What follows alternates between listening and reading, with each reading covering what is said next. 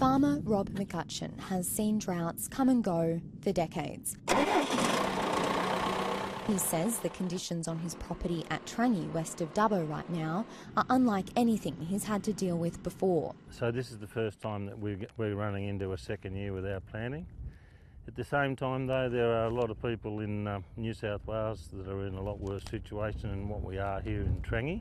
The Premier visited another property in the region today to announce a $600 million drought relief package. People say to me, we don't want a handout, we just want to get through this difficult period, and we're responding to that.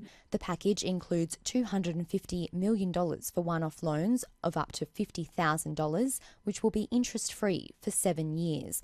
Farmers will be able to use the borrowed money to buy feed, move livestock, and to preserve animal bloodlines by freezing their genetic material. There's $25 million for new weather monitoring equipment and $4 million towards mental health services, including counselling. The government will also allow more culling of kangaroos. While the measures announced by the Premier today were welcomed by some, others say the government needs to be looking at alternative ways to support farmers that don't saddle them with debt. Rob McCutcheon's daughter-in-law, Mandy, says for those hardest hit, loans are not the answer. What they really need right now is subsidies for freight, for fodder, and actual subsidies for the fodder itself. But the suggestion of subsidies is something the Deputy Premier doesn't support. Firstly, distorts the market, it pushes freight prices and feedstock prices up. At the same time, a lot of people have destocked, and this is about now the next stage.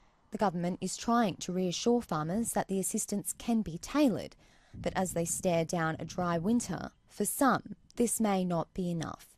Claudia Jambor, ABC News, Collie. The Duke and Duchess of Sussex have brought their royal star power to the final leg of their Australia tour to Dubbo in the state of New South Wales. And in an ironic twist, they've been upstaged by rain. Well, let's tell you more. I'm joined now by Claudia Jambor from the Australian Broadcasting Corporation. They must be seen as a lucky charm after all of that long dry spell I've had in the Territory. Most definitely. The heavens opened up over Dubbo today and it bucketed down with rain, which is much needed in this drought-stricken city. Prince Harry joked it was a gift from himself and the Duchess. It was a beautiful day in Dubbo. The rain did not dampen the spirits of this community. Did lots of people show out to see them?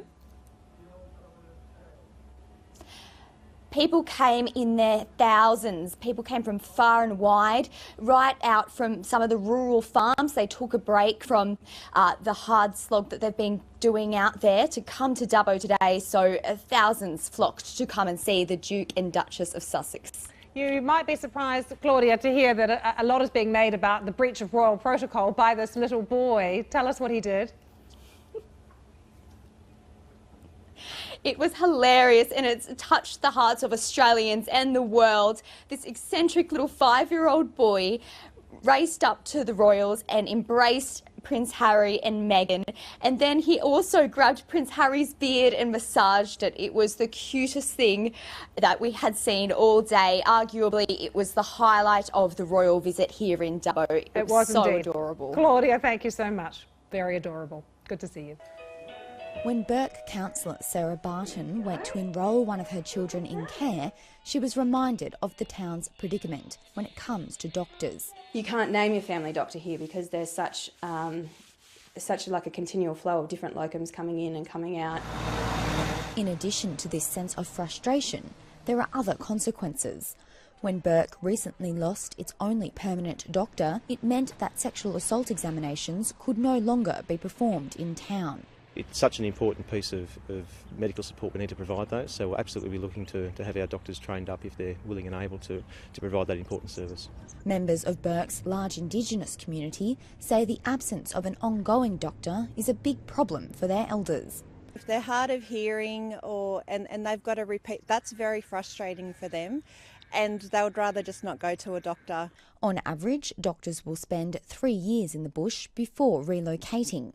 Bringing in a locum as a substitute for a permanent doctor costs around $2,000 a day. Just normal breathing.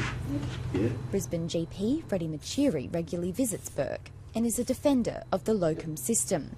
We try to bridge the gap between this doctor and that doctor and offer the service that is really first-class service in an area like Burke. The town says steps taken so far to encourage doctors to come to Burke and stay here haven't gone far enough, and without greater incentives, the problem will only get worse. And isn't that our basic right now, that we should have health services that are available all the time? The local healthcare provider says a new permanent doctor is expected to start next month, with a second doctor to follow. Claudia Jambor, ABC News, Burke. Convicted triple murderer Alan Jeffrey O'Connor has been handed 3 life sentences for shooting his ex-girlfriend and 2 others at a property in Western New South Wales. Claudia Jambor reports. There were gasps of relief and applause from the victims' families when Justice Robert Hume sentenced O'Connor to life imprisonment today at the Supreme Court in Dubbo. O'Connor was found guilty of murdering Rebecca Webb, Stephen Cumberland and his son Jacob by a jury on Monday. The 64-year-old shot all 3 at close range with a rifle at the Cumberland's property at Hermidale near Nyngan in June 2015. A relative of the Cumberland family, Heather Poole, describes O'Connor as an animal and says a life sentence will never be enough after the pain he's inflicted. No sentence will ever be harsh enough for what that animal has done to our boys and to our family. Even in jail, he will still have the joy of seeing and holding his loved ones. That is something we can never ever get back. Our family was stolen from us. O'Connor was involved in an argument with Miss Webb and her friends at the Hermidale pub in the lead-up to the murders.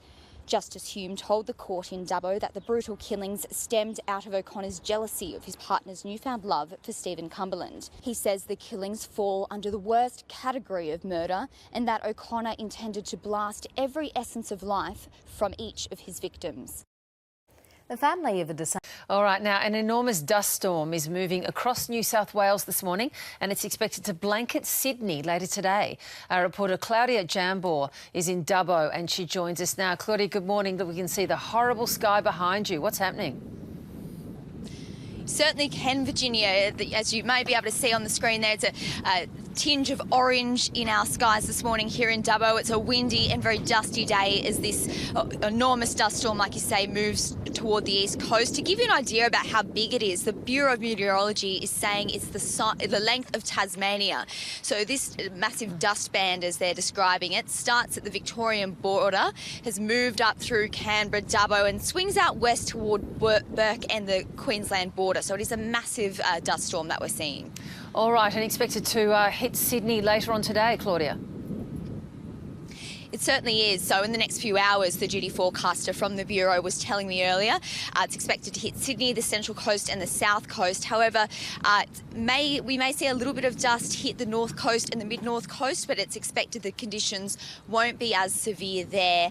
The National Asthma Council is warning those with severe asthma and even hay fever to have a plan in place. They've suggested that if you do have air conditioning in your house, have it on the recycled mode, just to ensure none of that dusty air gets in and stirs up any respiratory conditions. Very, very good advice. Claudia, good luck to everyone there in Dubbo. Looking really nasty. Almost apocalyptic, doesn't it? Very frightening. A bit.